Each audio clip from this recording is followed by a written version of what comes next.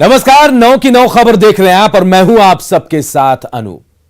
हर दुल्हन की यह चाहत होती है कि जब वो शादी के बाद पहली बार अपने ससुराल पहुंचे तो धूमधाम के साथ उसका स्वागत किया जाए। लेकिन भागलपुर में एक दुल्हन का सपना उस वक्त बिखरता हुआ नजर आया जब वो शादी कर ससुराल पहुंची तो उसे हर तरफ पानी ही पानी नजर आया। उसे अपने पति के साथ नाव पर चढ़कर अपने ससुराल तक पहुंचना पड़ा। इतना ही नहीं, जब वो ससुराल पहुंची तो वहां घर भी पानी में डूबा हुआ था। सबौर में दूल्हा दुल्हन को अपने घर की छत पर उतरना पड़ा क्योंकि घर का निचला तल्ला पानी से लबालब भरा हुआ था। पहली बार इतना पानी देखकर दुल्हन प्रियंका डर गई। पानी को जिंदगी का हिस्सा मान चुके ससुराल वालों ने प्रियंका को समझा बुझाकर उसका डर दूर किया।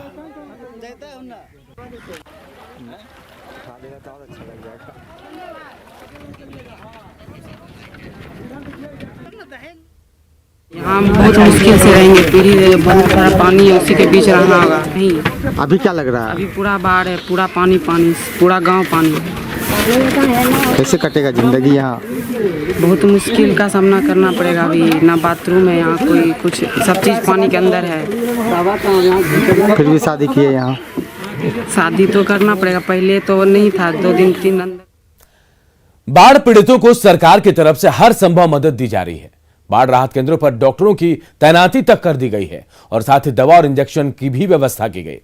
पटना के दीघा के एक बाढ़ राहत कैंप का जायजा लिया हमारे सहयोगी अमित कुमार ने।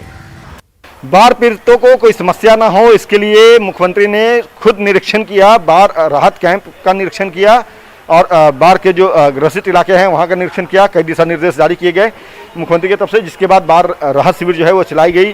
भोजन की व्यवस्था, दवा की व्यवस्था, चिकित्सा की व्यवस्था सभी जो है वो की गई है। यहाँ देखिए, ये दीघा का जो है ब्रज किशोर स्मारक प्रतिष्ठान में ये कैंप है लगा हुआ है। यहाँ दवाइयाँ हैं, एएनएम है। कौन से दवा उपलब्ध करा रही हैं? सर, सर्दी खांसी का, फीवर का है, उसके बाद है जो आयरन टैबलेट है, पेट दर्द का है, जख्म का है, पैखाना का है, उल्टी का है। आप काट ले तो उसकी दवा है? हाँ सर, है जी, है। वो राज्य सरकार की तरफ से जो दिशा निर्देश मुख्यमंत्री ने जारी किया था, उसके आधार पे यहाँ पे चिकित्सक जो हैं वो बैठ रहे हैं। कैंप चलाया जा रहा है राहत शिविरों में और कैंप चला करके जो मरीज हैं, चाहे वो पशु हों या इंसान, सभी का इलाज समुचित तरीके से किया जा रहा है। अमित कुमार, न्यूज़ 18 पटना। और देखिए, इस बेदर्द बाढ़ ने बच्चों की पढ़ाई पर भी ब्रेक लगा दिया है। बेतिया के मझौलिया स्थित राजकीय कन्या मध्य विद्यालय में पानी भरा हुआ है, जिसकी वजह से 200 छात्र स्कूल नहीं जा पा रहे। किसी तरह से टीचर स्कूल तो पहुंच रहे हैं। स्कूल से पानी निकालने की अब तक कोई व्यवस्था हालांकि नहीं की गई है, जिससे शिक्षक परेशान है और छात्रों की पढ़ाई नहीं हो पा रही है। आपको बता दें कि बिहार में स्कूल 16 अगस्त से ही खुल गए हैं, लेकिन बेतिया के इस स्कूल की तस्वीर को देखिए कि यह खुलने के बाद भी अब तक बंद पड़ा हुआ है। तो आपके सामने है, बारिश के कारण 2-3 महीनों से ही इतना पानी लगा हुआ है और 2 महीना 3 महीना से लगा है। और कल से बच्चों को आना था, लेकिन इतना ज़्यादा मात्रा में पानी है कि बच्चे आ नहीं सके। हम लोग बच्चे को कहाँ रखें, बच्चे बाथरूम कैसे जाएंगे, वो पानी कहाँ जाकर पिएंगे, ये सारी समस्या के कारण हम लोग बच्चे को विद्यालय में नहीं रख सके। क्या बिहार के विकास की रफ्तार देश के विकसित राज्यों से आगे निकल पड़ी है? यह हम नहीं बल्कि जेजेएम यानी जल जीवन मिशन का आंकड़ा बता रहा है। जेजेएम के आंकड़े ने बिहार को गुजरात, महाराष्ट्र और तमिलनाडु जैसे विकसित राज्यों से भी आगे दिखाया है। बिहार में बीते 2 साल में ग्रामीण परिवारों तक नल का पानी 87% तक पहुंच चुका है। इस तरह बिहार देश के टॉप 4 स्टेट में शुमार हो चुका है।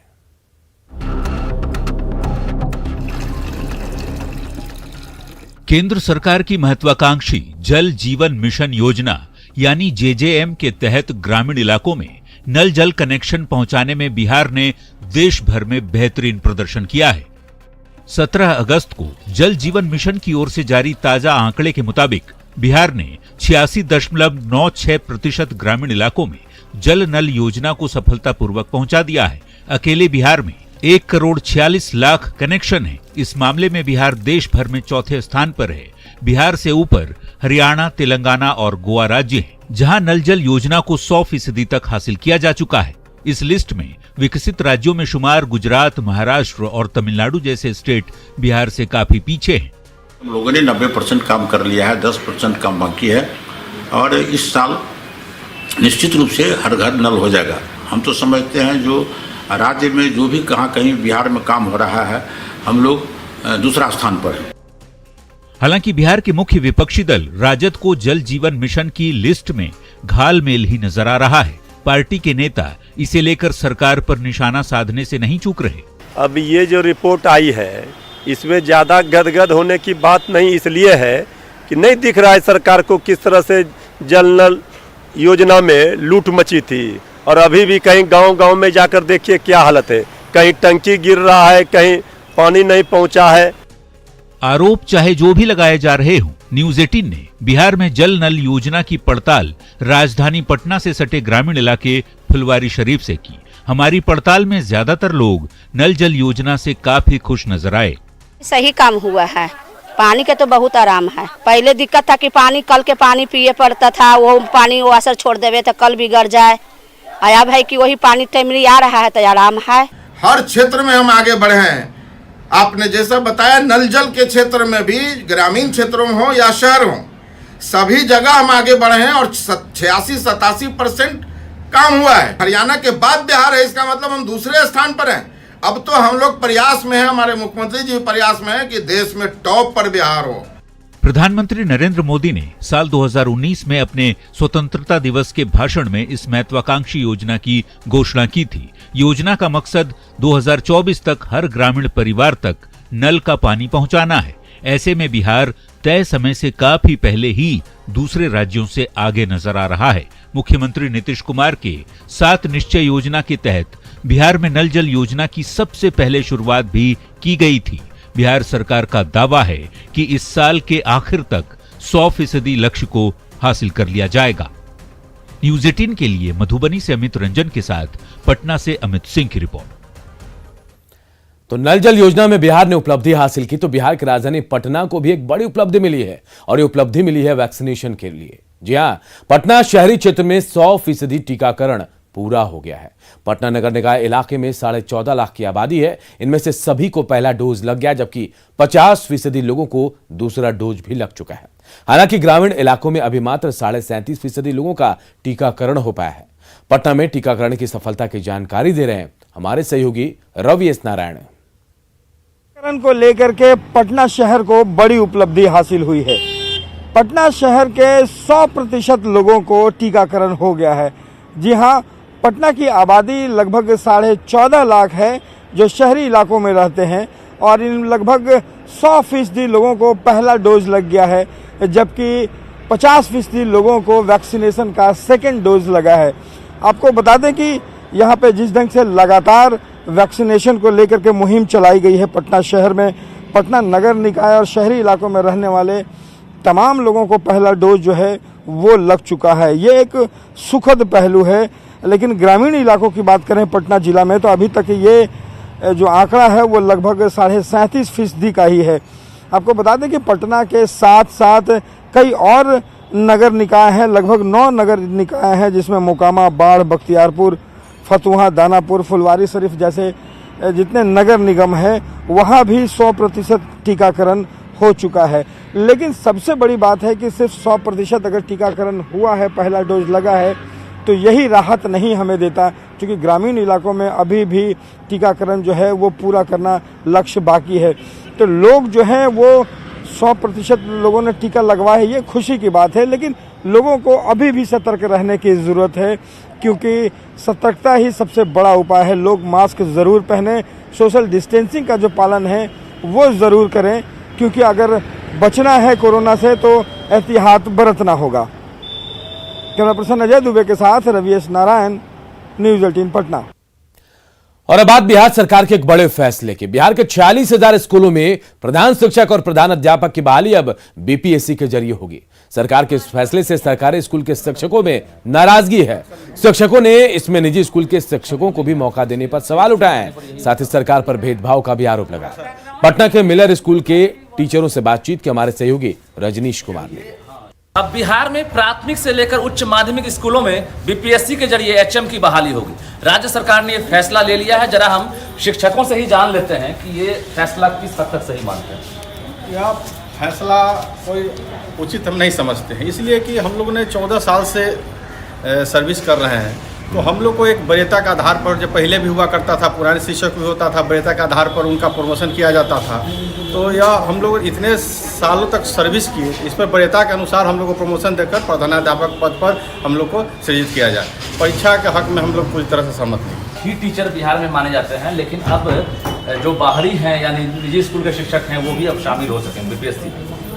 निजी स्कूल के शिक्षकों से डर नहीं है, डर इस बात का है कि सरकार रोज रोज नया नियम ही बनाती है। जब तक पुरानी जो पद्धति थी जिसमें टाइम बाउंड प्रमोशन होता था वो अब क्यों नहीं है, और अभी तक नियोजित शिक्षकों के साथ तो भेदभाव किया ही जाता रहा है। और फिर टाइम बाउंड प्रमोशन जिसका लोग 12 साल 14 साल से इंतजार कर रहे हैं, जब उसकी बारी आई तो उसमें भी सरकार अपना हाथ खींच ली और उसके बाद फिर परीक्षा रखती। परीक्षा देने से हम लोग नहीं घबराते हैं, लेकिन जो अपना हक है वो हक तो मांग करेंगे ही हम लोग, और हम लोग का हक है जो हम लोग को प्रमोशन दिया। एग्जाम देने के बाद जो हेडमास्टर बनेंगे वो गुणवत्ता शिक्षा दे पाएंगे, स्कूल को अच्छे से संभाल पाएंगे। वो तो हम लोग फ्यूचर नहीं कह सकते कि कौन क्या करेंगे, लेकिन ये जो था कि हम जिस स्कूल के शिक्षक हैं सरकारी स्कूल के, तो हमारा प्रमोशन तो प्रधानाध्यापक का हुआ, तो वो सरकारी स्कूल के शिक्षकों को ही मिलना चाहिए, निजी स्कूल को नहीं। क्या एक सुर में बता रहे हैं कि एग्जाम से हम डरते नहीं हैं, लेकिन सरकार ने जिस तरह से कहीं ना कहीं गलत नीति बनाई है, यानी जो शिक्षक लंबे समय से इंतजार कर रहे थे कि हम एचएम बनेंगे सीनियरिटी के आधार पर, उन्हें अब एचएम से वंचित रहना पड़ेगा जब तक कि वो बीपीएससी में भाग नहीं लेंगे। यानी शिक्षक कह रहे हैं कि सरकार एग्जाम ले ही ले ताकि दूध का दूध और पानी का पानी सामने आ जाएगा। बताते चलूं कि राज्य में 40,000 से ज़्यादा जो प्राथमिक स्कूल हैं वहाँ पर प्रधान शिक्षकों की बहाली होनी है, साथ ही जो हाई स्कूल हैं वहाँ पर 5,000 से ज़्यादा एचएम की बहाली होनी है। ऐसे में अब बीपीएससी को जिम्मा दिया गया है और शिक्षक तैयार हैं एग्जाम में बैठकर उसके बाद एचएम बने। रजनीश कुमार, न्यूज़ 18 पटना। सीतामढ़ी सदर अस्पताल गरीबों के लिए वरदान साबित हो रहा है। डायलिसिस कराने के लिए अब मरीजों को प्राइवेट अस्पतालों की ओर नहीं जाना पड़ेगा। ये सेवा अब यहां शुरू हो चुकी है। गरीब मरीजों के लिए सदर अस्पताल में ये व्यवस्था जो है बिल्कुल मुफ्त है। देखिए हमारे सहयोगी राकेश रंजन की रिपोर्ट। मैं इस वक्त खड़ा हूं सीतामढ़ी के सदर अस्पताल स्थित डायलिसिस वार्ड में, और आप तस्वीर देख सकते हैं सीतामढ़ी सदर अस्पताल में हाल के दिनों में कई ऐसी व्यवस्थाएं शुरू की गई है जो गरीब मरीजों के लिए रामबाण साबित हो रहा है, और काफी सहूलियत गरीब मरीजों को हो रही है। यहाँ डायलिसिस केंद्र पहले नहीं था, लेकिन हाल के दिनों में डायलिसिस केंद्र यहाँ पर खोला गया है, जिसके कारण गरीब मरीजों को काफी सहूलियत हो रही है। जो निजी अस्पताल का गरीब मरीज चक्कर लगाते थे और वहां उन्हें आर्थिक क्षति का सामना करना पड़ता था, वो अब स्थिति नहीं है। यहाँ गरीब मरीज आते हैं और मुफ्त में उनको इलाज उनका होता है, और काफी लोगों को सहूलियत हो रही है। और एक कहा जा सकता है कि एक बड़ी सौगात सीतामढ़ी के जो जिले के लोग हैं उनके लिए यह साबित हो रहा है, क्योंकि डायलिसिस सेंटर काफी दिनों से यहाँ के लोगों की मांग थी, और जो गरीब रोगी थे जिनको इलाज के लिए बाहर जाना पड़ता था, सीतामढ़ी में डायलिसिस की व्यवस्था भी नहीं थी, उन्हें दूसरे जिले में जाना पड़ता था और वहां पर उनको काफी परेशानियों का सामना करना पड़ता था और पैसे की भी खर्च अधिक होती थी। लेकिन सीतामढ़ी सदर अस्पताल में जब से डायलिसिस केंद्र खोल दिया गया है, यहाँ गरीब मरीजों को काफी सहूलियत महसूस हो रही है। कुछ मरीज हैं, उनसे हम बात करते हैं। बताइए कितना सुविधा हो रहा है? बहुत सुविधा हो रहा है, हर चीज फ्री में मिलता है। अच्छा, पहले कहाँ कराती थी? रमाकांत में। अच्छा, कितना पैसा लेता? 1800। 1800। और दवा उवा भी? दवा अपना घर से खरीदते थे। अच्छा, यहाँ क्या? दवा घर से खरीदते हैं, सुइया यहीं मिलता है। यहाँ सब चीज फ्री है? हाँ, सब चीज फ्री। व्यवस्था भी अच्छा है? व्यवस्था है, हाँ। तो क्या मतलब लगता था बाहर जाती थी, अब यहाँ सरकारी व्यवस्था है, तो कितना फायदा आपको महसूस? पूरा फायदे हुआ ना। फायदे हुआ? हाँ। अच्छा लग रहा है? हाँ, अच्छा लग रहा है। सरकार का व्यवस्था बेहतर है? हाँ, अच्छा है। आइए यहाँ जो डायलिसिस सेंटर के जो प्रभारी हैं उनसे हम बात करते हैं और जानने की कोशिश करते हैं कि यहाँ मरीजों को किस तरीके की व्यवस्था दी जा रही है, क्या व्यवस्था दी जा रही है यहाँ पे? जिन मरीजों के पास राशन कार्ड है उनका फ्री में डायलिसिस किया जाता है, और जिनके पास राशन कार्ड नहीं है उनका 1634 में पैड डायलिसिस किया जाता है, और बाहर से कोई दवा की जरूरत इनको नहीं होती है। सारा मेडिसिन यहीं से इन लोगों को उपलब्ध कराया जाता है। कितने दिनों से व्यवस्था है? ये 24/2/2021 से शुरू हुई है। ये और अभी तो फिलहाल चल ही रही है। कितना आप मानते हैं कि सरकार का बेहतर व्यवस्था मरीजों को कितना फायदा होगा? सरकार का ये बहुत सराहनीय व्यवस्था है डायलिसिस पेशेंट के लिए, और 100% हम लोग अपना योगदान दे रहे हैं गेस्ट के सेवा में। आपने देखा यहाँ पर जो डायलिसिस केंद्र है उससे गरीब मरीजों को काफी सुविधा हासिल हो रही है, और जो गरीब तबके के लोग थे जिनको अपना इलाज कराना मुश्किल हो रहा था उनके लिए यह व्यवस्था रामबाण से कम नहीं। राकेश रंजन, न्यूज 18, सीतामढ़ी। सांसद गोपाल जी ठाकुर ने दरभंगा के बिरौल में मजरगाही पैक्स कार्यालय पर प्रधानमंत्री गरीब कल्याण अन्न योजना का शुभारंभ किया। योजना के तहत प्रत्येक राशन कार्डधारी परिवार के बीच 5 किलो अनाज का वितरण किया जा रहा है। कार्यक्रम का शुभारंभ करते हुए उन्होंने कहा कि इस योजना का लाभ हर लाभुक को मिलना चाहिए। सांसद ने कहा कि प्रधानमंत्री गरीब कल्याण अन्न योजना जैसी जन कल्याणकारी योजना के प्रति जागरूकता लाने के लिए बीजेपी ने इस अभियान का शुभारंभ किया है। इस मौके पर बिहार सरकार के श्रम संसाधन और IT मंत्री जीवेश मिश्रा, दरभंगा नगर विधायक संजय सरावगी, बीजेपी जिलाध्यक्ष जीवच सहनी समेत कई बीजेपी नेता मौजूद थे। दूर तक जानते हैं आप सभी को, आप सभी जो मनुष्य रूप में उपस्थित प्रभु हैं, सिया राम में सब जग। गोपालगंज में जैसे जैसे पंचायत चुनाव की तारीख नजदीक आ रही है, वैसे वैसे पंचायतों में घपले और घोटाले की परतें भी खोलकर सामने आने लगी। मामला कुचायकोट प्रखंड की अहिरोरी दुबौली पंचायत का है। यहां वार्ड नंबर 7 नरहवा शुक्ल गांव में सड़क और नल जल योजना के तहत पानी की टंकी का निर्माण होना था, लेकिन सड़क निर्माण का काम पूरा कराए बगैर करीब 8 लाख रुपए का उठाव कर लिया गया। आरोप है कि आधा अधूरा काम कर मुखिया और वार्ड सदस्य ने पूरा पैसे का उठाव कर लिया है। पंचायत चुनाव की तारीखें जैसे जैसे नजदीक आ रही हैं वैसे वैसे पंचायतों में घपला और घोटाला के मामले भी सामने आ रहे हैं। अभी हम कुचाकोट प्रखंड के अहिरोरी दुबौली पंचायत में नरहवा शुक्ल गांव में है और ये वार्ड नंबर 7 है। और आप देखेंगे कि गांव में ये जो कीचड़ जो पसरा हुआ है, एक्चुअली में यहाँ पर आरसीसी का काम कराने का था 2018-19 में, लेकिन ये सिर्फ कागजों पे ही बना है। आप देखें यहाँ सिर्फ इट्टीकरण हुआ है और ये नरहवा शुक्ल वार्ड नंबर 7 का ये ब्रह्म बाबा का स्थान है। और बताया जाता है कि करीब 200 मीटर लंबा इस जो आरसीसी ढलैया जो है ये करना था, और जो 18-19 की योजना थी 6,50,000 खर्च करने थे, लेकिन ये सब कुछ कागजों पे ही जो है काम पूरा कर लिया गया, पैसे का उठाव भी कर लिया गया। और जो ग्रामीण हैं, ग्रामीणों ने कई बार जो स्थानीय बीडीओ हैं उनको शिकायत भी की थी जांच के लिए, लेकिन कोई जांच नहीं हुआ। देखें आप यहाँ पर गांव को जो सड़कें हैं, यहाँ पर ना तो ढलैया हुआ है ना कुछ हुआ है, सिर्फ यहाँ पर ईंटें। तो ये बताइए कि जो सड़क है ये सड़क तो पहले बन गया था, क्या करें इस बारे में? हाँ, पार्टी बना है जी। तो ये तो सिर्फ अभी ईंटीकरण का काम हुआ यहाँ पर? हाँ, ईंटीकरण का काम हुआ है। क्या काम करना था यहाँ पर? और तो इसके भी कोई जानकारी नहीं है आपको? अभी तक जो काम हुआ है वो सामने दिखाई दे रहा है। अब इस पे ईंटीकरण केवल हुआ है, बाकी तो कुछ हुआ नहीं है। पैसा का उठाव भी कर लिया गया? पैसा का उठाव हो गया है। आप लोगों द्वारा शिकायत की गई है इसकी? कहाँ शिकायत की गई है? शिकायत तो हमारे द्वारा कहीं नहीं हुई है, और लोग कोई किया होगा, ग्रामीणों द्वारा किया गया है, ग्रामीणों के द्वारा किया गया होगा वीडियो। लेकिन कोई जांच नहीं हुआ अभी तक? अभी तक कोई जांच नहीं। तो जो ग्रामीण है, ग्रामीणों का कहना है कि ये यहाँ पर पहले मिट्टीकरण, ईंटीकरण और फिर आरसीसी का काम करना था, लेकिन कोई काम नहीं हुआ। और इसको लेकर ग्रामीणों ने वीडियो की शिकायत भी की थी, लेकिन अभी तक न तो कोई जांच हुई है और न ही इस मामले का खुलासा हो पाया है। लेकिन पंचायत की जो चुनाव से पहले जो घपला घोटाला के मामले हैं वो सामने आ रहे हैं, और कागजों पर ही काम जो है वहाँ साफ दिख रहा है। मुकेश कुमार, न्यूज 18, गोपालगंज। और इधर बीडीओ वैभव शुक्ला ने कहा कि मामला उनके संज्ञान में आया है और इसकी जांच कराई जा रही है।